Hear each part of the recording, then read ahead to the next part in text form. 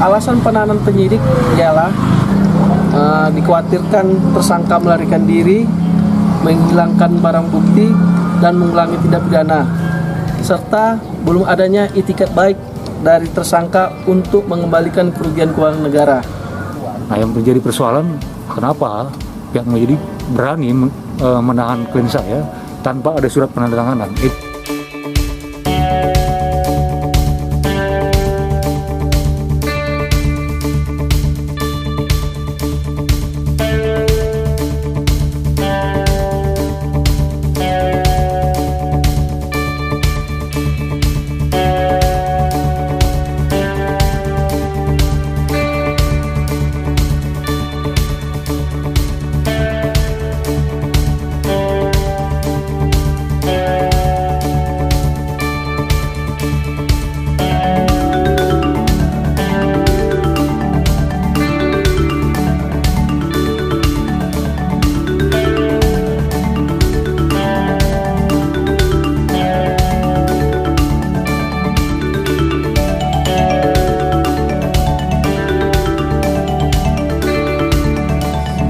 Kelanjutan penanganan tindak pidana korupsi terkait Simadu, di mana tanggal 1 Desember 2021 penyidik Kejaksaan Negeri Samosir telah melakukan penahanan terhadap tersangka MTL, di mana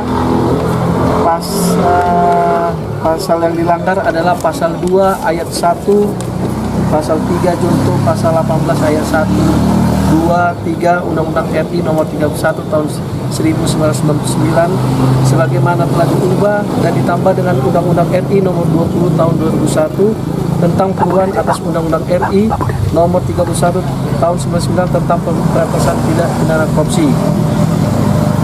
Alasan penahanan penyidik ialah di mana unsur subjektifnya ada di pasal 21 KUHP, dikhawatirkan tersangka melarikan diri, menghilangkan barang bukti, dan mengulangi tindak pidana, serta belum adanya itikat baik dari tersangka untuk mengembalikan kerugian keuangan negara.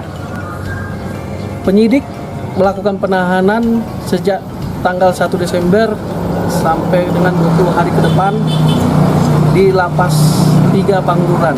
Jadi kerugian keuangan negara yang dilakukan tersangka MTL ialah kurang lebih 640 juta berdasarkan perhitungan kerugian keuangan negara dari BPKP Provinsi Sumatera Utara. Tidak bisa kita paksakan karena mungkin dia punya pendapat lain terhadap kerugian itu. Tapi itu kan sah-sah saja menurut dia. Tetap itu kerugian negara berdasarkan dari ahli yang telah kita mintakan. Pak, apa MTL tidak ada melakukan upaya perapit, Pak? MTL saat ini informasinya telah melakukan pra peradilan. Kami diberi undangan menghadirkan pra peradilan itu tanggal 10 Desember nanti. Tetapi ini hal yang berbeda. Di penahanan ini adalah kewenangan dari penyidik, sehingga penanganan ini tetap akan kita lanjutkan sampai ke persidangan. Hari ini klien saya ditahan oleh pihak penyidik. Pada intinya itu hak daripada kewenangan daripada penyidik.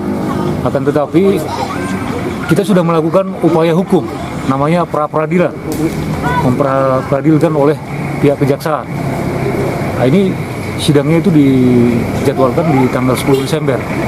Nah, yang menjadi persoalan, menjadi pertanyaan buat kita sebagai kuasa hukum dari kasus Simadu ini, kenapa sejak awal pada saat tersangka dia tidak ditahan? Nah, ini menjadi pertanyaan. Kemudian setelah kita ajukan proses hukum, kemudian dilakukan penahanan, ini yang menjadi kita sesalkan sebenarnya.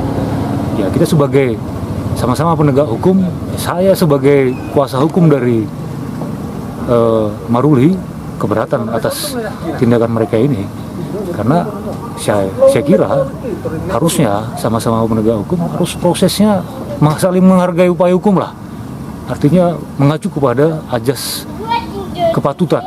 Kalau sudah dilakukan proses hukum, namanya proses pra peradilan, ya kita tunggu aja. Kalau misalnya dibatalkan, ditolak gugatan kita, ya silakan mau ditahan. Nah ini kan lagi bergulir nih, kita tunggu aja lah.